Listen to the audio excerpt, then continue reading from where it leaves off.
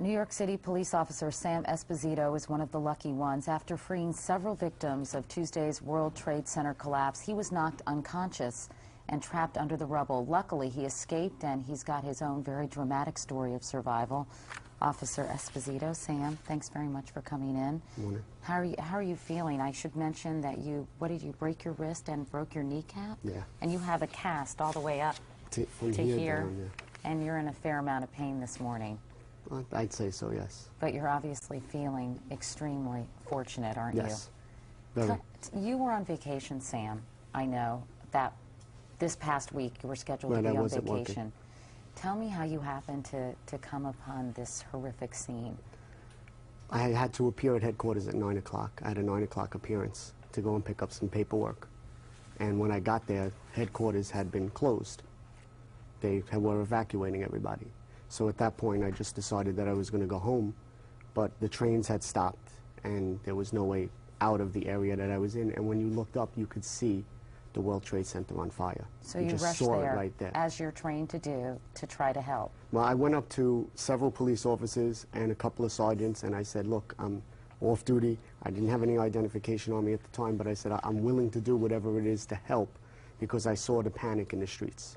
You got to the scene after the building, the tower on the left, which was the second tower. After that had collapsed? I was at the scene before either one of them collapsed, but when the first one collapsed, I never realized. You didn't realize that a building even collapsed at that point. You just heard a rumble, you didn't know it collapsed, and you saw people running in the streets. So obviously we were trying to escape from the dust and the rubble that was coming towards us. But I didn't realize that the building had fell at that point, because you really couldn't see it. The smoke had encased the whole entire building. The other tower, the one with the antenna on it, that was the one that I could visibly, and the people that were with me could visibly see burning. You then saw it collapse? Then we watched it collapse. And then at that point, we just ran.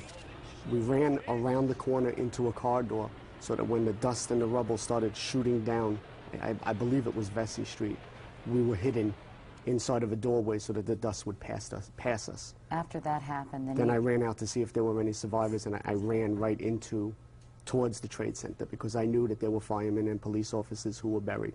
I knew that there were people that were trapped. What happened when you got into that building that had pretty much collapsed? Were you able to... Well, I didn't. What happened was I ran to the site, and I opened up every door of every vehicle, whether it be a police car, a fire truck, an ambulance. I opened every door to make sure that there was nobody trapped inside of there.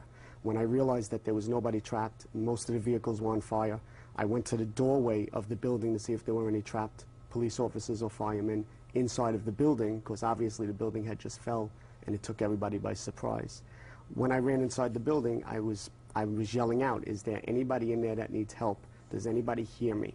Does anybody need help? And unfortunately, you can hear the cries of people inside the rubble, and you're pretty much helpless at that point. You know, you're trying to get closer to them, but the flames are very, very strong and intense. And they were begging for help, which I think must be something that has haunted you ever since. These people who you couldn't help. There was nothing humanly possible that I can do, and I just stood there. I didn't know what to do. And I just continued forward, because I knew that there may be somebody in there that I could help. And there were several people that were on the floor, and they needed assistance getting up, but they pretty much weren't hurt. And I showed them where the door was, and I ran back in.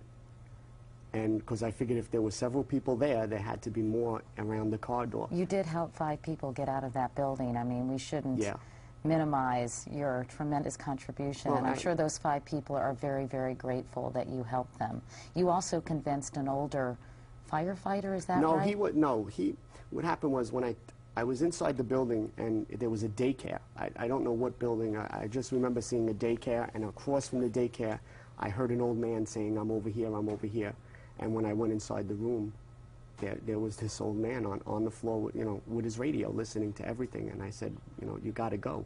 And he said, would you believe that I'm the deputy fire warden of this building? And I said, well, I have to get you out of here. This building is not stable. It's going to fall. And he said, but this is my job. And I said, I have to get you out of here. And then I asked him, I said, what's your name? And he said, I believe he said Arthur, but I remember Spellman. And I said, well, Mr. Spellman, I'm Police Officer Esposito, and you're going to have to listen to me. Put your arm around my shoulder, and we have to leave. And all he cared about was the building and the fact that he couldn't do his job efficiently. And he felt so bad, and he wanted to get his sunglasses. He needed his glasses because the smoke was really bad. But he held on to his radio because he said the last bombing they didn't have a radio, and this time he wanted a radio with him. And that really was, you know, and he goes, would you believe I'm 74 years old? And I said, well, you want to make it to 75, we want to get you out of here. And I literally took him and made him get out of the building. Then you, of course, had your own terrifying experience. What happened to you next? Well, as we were leaving the building, I said to him, I said, Mr. Spellman, let me ask you a question. Is there anybody else in there? Do I need to go back in? He goes, there's a daycare in there, but I don't know if all the kids got to get out. I think they got out, he said, but I'm not sure. I said, okay. And I brought him to the ambulance, and I said to the EMS worker, he was found inside the building, and I ran back in the building to see if there were any kids in there. And at that point, when I went inside the building, I found the daycare. There were no kids.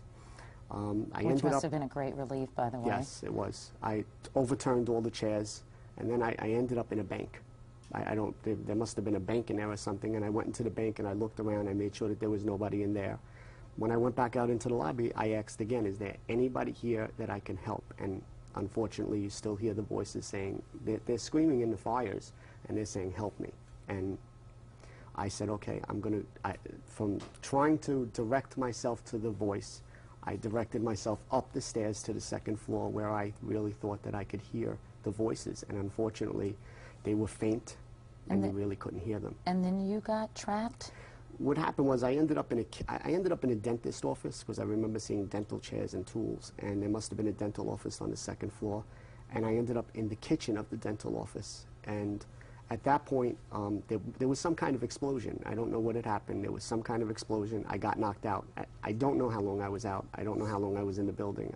I know that when you were in the kitchen, the dental office, you were at least able to get some rags and put the... Well, after I got up, I was unconscious at the time. When I got up and I tried to get my bearings because I was very, very dizzy, the room filled with smoke very quickly. So I took rags and put them underneath the door, and I was able to get the water out of the refrigerator and put a rag on my face. I covered myself with water so that the smoke wouldn't bother me. And how did you ultimately get out?